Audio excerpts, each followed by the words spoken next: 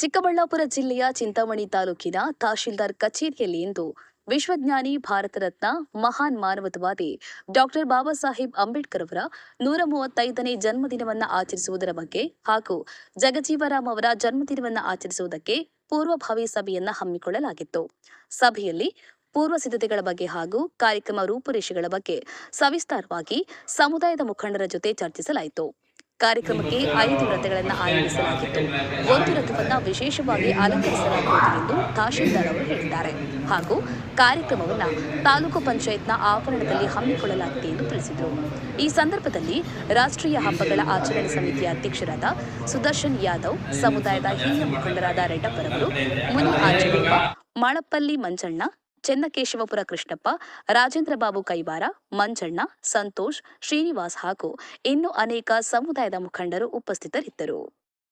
Anil Kumar M, Chintamani. ಜೈ Bhim news 24x7 ಇದು ಬಹುಜನರ ನ್ಯಾಯಕ್ಕಾಗಿ.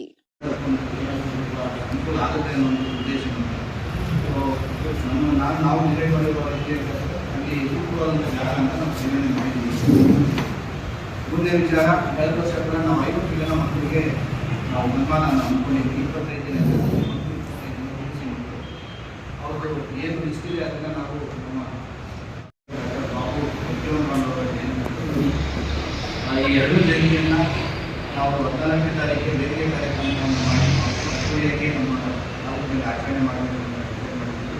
5ನೇ ತಾರೀಕು ಏನು ಡಾಕ್ಟರ್ ಬಾಬು ಯಜ್ಞವರ ಜಯಂತಿ ಇದೆ ಅದನ್ನು ಸಾಂಕೇತಿಕವಾಗಿ ಭ್ರಷ್ಟಾಚಾರಕ್ಕೆ ಅನುಗುಣವಾಗಿ ಎಲ್ಲ ತಾಲೂಕಿನ ಅಧಿಕಾರಿಗಳು ತಾಲೂಕು ಕಚೇರಿಗಳಲ್ಲಿ, ಸಾರ್ವಜನಿಕ ಕಚೇರಿಗಳಲ್ಲಿ, ಎಲ್ಲ ಶಾಲಾ ಕಾಲೇಜುಗಳಲ್ಲಿ ಭಾವಚಿತ್ರವನ್ನು ಕುರಿತು ಏನು ಅವರಿಗೆ ಗೌರವ ಸಲ್ಲಿಸಬೇಕು ಅವರನ್ನು ಸಲ್ಲಿಸಿ ಅದನ್ನು ಆಚರಣೆ ಮಾಡ್ತೀವಿ. 14ನೇ ತಾರೀಕು ತಾಲೂಕು ಮಟ್ಟದಲ್ಲಿ ನಾವು ಅದ್ದೂರಿಯಾಗಿ 2 ಜಯಂತಿಯನ್ನು ಮಾಡಬೇಕು ತೀರ್ಮಾನ ಮಾಡಿದ್ವಿ. ನಂತರ 2ನೇ ವಿಚಾರವಾಗಿ ಯಾವುದು ಎಲ್ಲಿ ವೇದಿಕೆ ಕಾರ್ಯಕ್ರಮ ಮಾಡುವಂಥ ಬಂದಾಗ ನಾವು ಅಲ್ಲಿದ್ದಂಥ ಯಾರು ಬಂದಿದ್ರು, ಯಾರು ಭಾಗವಹಿಸಿದ್ರು ಅವರು ಕೂಡ ಮಾಹಿತಿ ಕೊಟ್ಟಿದ್ವಿ. ಈಗಾಗಲೇ ಅಲ್ಲಿ ನಾವು ಕಳೆದ ವರ್ಷ ಅಂಬೇಡ್ಕರ್ ಭವನ ಪಕ್ಕದಲ್ಲಿ ಅಲ್ಲಿ ಏನಾಗಿದೆ, ಈಗ ಸ್ಥಳಾವಕಾಶದ ಕೊರತೆ ಇದೆ. ಅದಕ್ಕೋಸ್ಕರ ತಾಲೂಕು ಪಂಚಾಯತ್ ಸಭಾಂಗಣ ತಾಲೂಕು ಪಂಚಾಯತ್ ಮುಂದುಗಡೆ ಇರುವಂಥ ಒಂದು ಏನಿಲ್ಲ. ಕಳೆದ ವರ್ಷ ನಾವು ಕೆಂಪೇಗೌಡ ಜಯಂತಿಯನ್ನು ನಾವು ಆಚರಣೆ ಮಾಡಿದ್ವಿ. ಅಲ್ಲೇ ಸ್ಥಳಾವಕಾಶ ಚೆನ್ನಾಗಿರೋದ್ರಿಂದ ಅಲ್ಲೇ ಮಾಡಬೇಕು ಅಂತ ಕೆಲವರು ಹೇಳಿದ್ರು.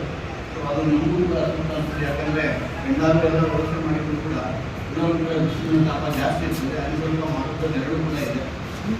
ಜನಗಳು ಕೂಡ ಏನಾದರೂ ಸ್ವಲ್ಪ